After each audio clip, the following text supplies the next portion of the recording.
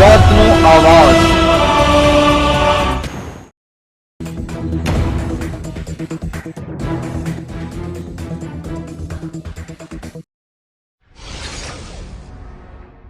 મહીસાગર જિલ્લાના સંતરામપુર તાલુકાના મોવાસા પ્રાથમિક શાળામાં ફરજ બજાવતા શિક્ષક દ્વારા વિદ્યાર્થીને માર મારતો વાલીઓમાં ભારે રોષની લાગણી। વિદ્યાર્થીને સારવાર અર્થે 108ની મદદથી સરકારી હોસ્પિટલ લઈ જવાયો હતો।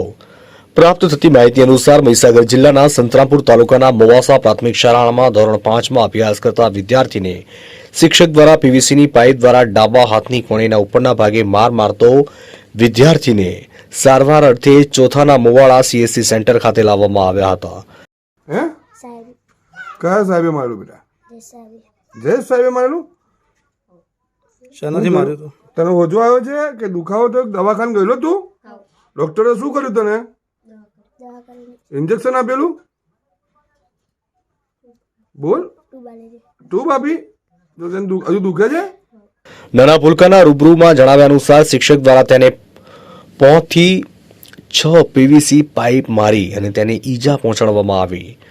ત્યારે મોવાસા પ્રાથમિક શાળામાં ફરજ બજાવતા જયેશભાઈ નામના શિક્ષક દ્વારા અંગ્રેજોની પણ શરમ આવે તેવું ક્રૂર અને હિટલરશાહી વલણ અપનાવીને માનવતાના નિર્ણય નેવે મૂકીને શાળામાં અભ્યાસ કરતા વિદ્યાર્થીને નજીવી બાબતે પીવીસીની પાઇપથી માર મારવામાં આવતા ભારે રોષ જોવા મળી રહ્યો છે। બીજી બાજુ ચૂથાના મોવાડા સીએસસી સેન્ટરના ડોક્ટરના જણાવ્યા અનુસાર વિદ્યાર્થીને 108ની મદદથી ચૂથાના મોવાડા સીએસસી સેન્ટર લાવવામાં આવ્યો હતો। ત્યારે ડાબા હાથની કોણીના ઉપરના ભાગે લાકડીથી માર વાગેલો હોવાના નિશાન જણાઈ આવતા વિદ્યાર્થીઓની પ્રાથમિક સારવાર પૂરી પાડવામાં આવી। પરંતુ આ બનાવની અંદર ઈજા પામેલ કોઈપણ વ્યક્તિને 108 મારફતે હોસ્પિટલમાં દવા સારવાર કરવામાં લાવવામાં આવે ત્યારે સૌપ્રથમ પોલીસની જાણ કરવામાં આવ્યા બાદ તેની આગળની કાર્યવાહી શરૂ કરવામાં આવતી હોય છે। શિક્ષક દ્વારા ધોરણ 5માં અભ્યાસ કરતા વિદ્યાર્થીને પીવીસી પાઇપથી માર મારવા બાબતે પોલીસમાં ફરિયાદ દાખલ કરાઈ છે। એ બાબતે જાણ પોલીસ કરી છે કે કેમ એ તપાસનો વિષય છે।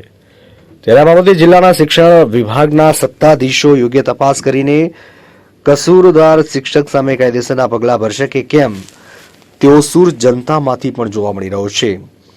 વિદ્યાર્થી પીવીસીની પાઇપથી માર મારવાની આવી ગંભીર ઘટના બાબતે બનવા પામેલી ઘટના ઉપર ઠંડુ પાણી રેડી દેવાશે તો આવા બેફામ બનેલા શિક્ષકોને વિદ્યાર્થીઓને માર મારવા માટે મોકળું મેદાન મળી જશે અને શાળાના વિદ્યાર્થીઓને સામાન્ય બાબતે પણ માર મારવાના કિસ્સાઓ વેગવંતા બનવા પામશે। ત્યારે આ બાબતે કાયદેસરની કાર્યવાહી હાથ ધરવામાં આવે તેવો ગણગણાટા ગામના રહીશોમાં સાંભળવા મળી રહ્યો છે। સંતરામપુરથી અમીન કોઠારીનો રિપોર્ટ।